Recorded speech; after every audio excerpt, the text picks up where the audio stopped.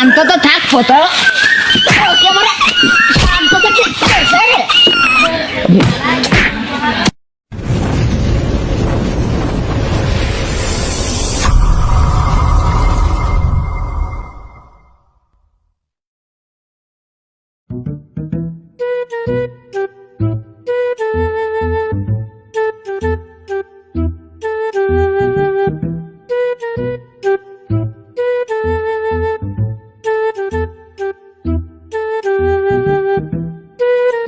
আসসালামু আলাইকুম স্যার।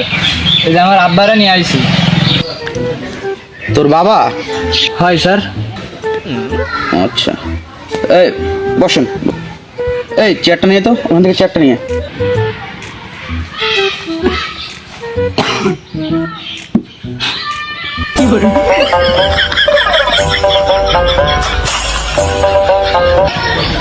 কিরে সিয়ার কি তোর জন্য আনিস না? দাও কি করে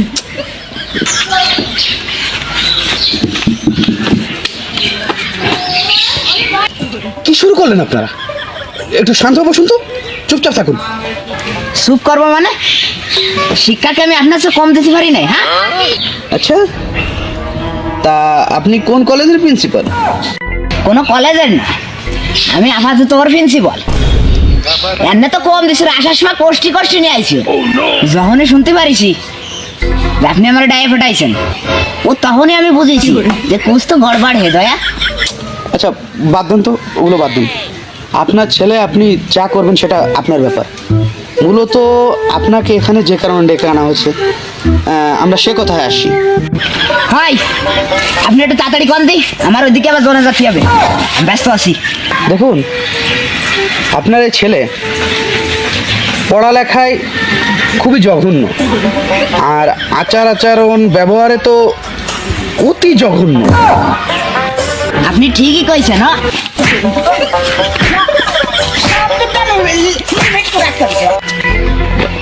আরে আপনি মারধরটা একটু বন্ধ করুন তো। সব দিক দিয়ে লিমিট ক্লাস করেছে। আপনি একটু শান্ত হন, শান্ত হয়ে বসুন। সব দিক দিয়ে লিমিট ক্লাস করেছে। শান্ত তো থাক ফটো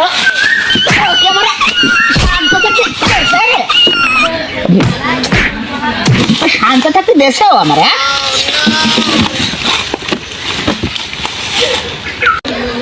আপনি তো দেখছি অতি মূর্খ একজন লোক। আচ্ছা, আপনি কোন পর্যন্ত পড়ালেখা করছেন? কি পাস আপনি? না আমি পাস, মানে মনে করেন যে আমি মেলায় পাস, মানে সবচেয়ে আমার বংশের মধ্যে আমি শিক্ষিত বেশি।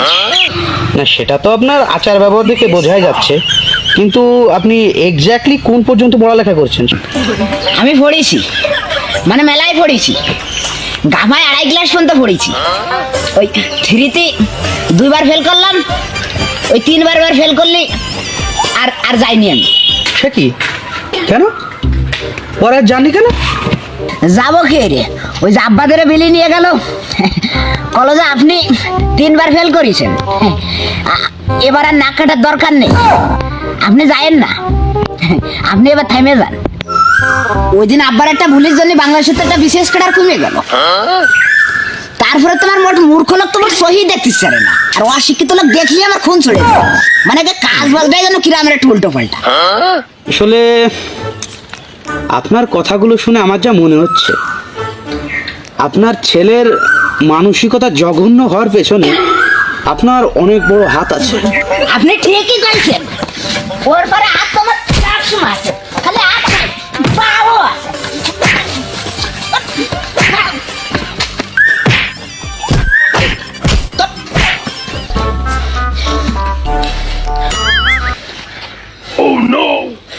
আপনি আপনি আপনি একটু শান্ত হয়ে বসুন তো, আপনি তো দেখছি অতিরিক্ত করে ফেলছেন। আচ্ছা, এসব বাদ দিয়ে আমরা একটু আসল কথায় আসি। দেখুন, আপনার ছেলের সম্পর্কে যদি বলতে হয় তাহলে অনেক কথাই বলতে হয়। তার প্রতিটি কাজই জঘন্য, কিন্তু তার ভিতর থেকে অতি জঘন্য কিছু কাজের কথা আপনার সামনে তুলে ধরি। আপনার ছেলের কারণে কলেজে প্রতিটি মেয়ে অতিষ্ঠ হয়ে পড়েছে। সে তাদেরকে হিন্দিতে গান গেয়ে ইংলিশে প্রপোজ করে। শুধু তাই না, এই প্রপোজাল রিজেক্ট করা মেয়েদেরকে সে খাস বাংলায় অতি জঘন্যভাবে গালিগালাজ করে। মানে তোরে কইছি যে গান গাবি বাংলায় আর গালি গালাজ করবে ইংলিশে, তা আমার কথা মানতে মোট ইচ্ছে আর না। হ্যাঁ ধ্যাৎ, আমার কথা মানতে ইচ্ছে আর না। দেখ কাকা, তোর সাথে কিন্তু এই কথা ছিল না, তুই কিন্তু অতিরিক্ত করে ফেলাচ্ছিস। কাকা মানে? উনি কি তোর কাকা? তোকে না বলেছিলাম তোর বাবাকে এখানে নিয়ে আসতে? না, ভেবেছিলাম শেষবারের মতো মাফ করে দেব, কিন্তু তোর এই জঘন্য কাজের পরে সেটা আর সম্ভব হলো না। তুই কালকে আমার অফিস রুমে গিয়ে ট্রান্সফার সার্টিফিকেটটা নিয়ে আসবি। তোর আর দ্বিতীয়বার আমার কলেজে আসার দরকার নেই। নে, তোর কাকারে নিয়ে আইছিলি বলে সার্টিফিকেটটা অর্জন করতে পারলি, সারা জীবন মনে রাখবি। তোর কাকারে নিয়ে আইছিলি বলে এই সার্টিফিকেটটা আজকে তোর আলো।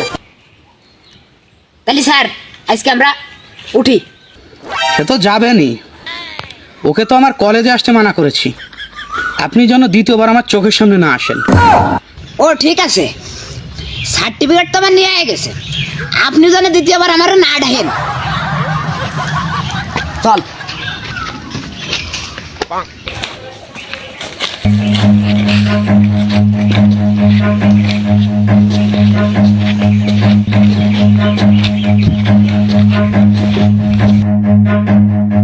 কাকা দাঁড়া, বাপরে না নিয়ে আসি, তোরে নিয়ে আসছিলাম একটু বাঁচার জন্য।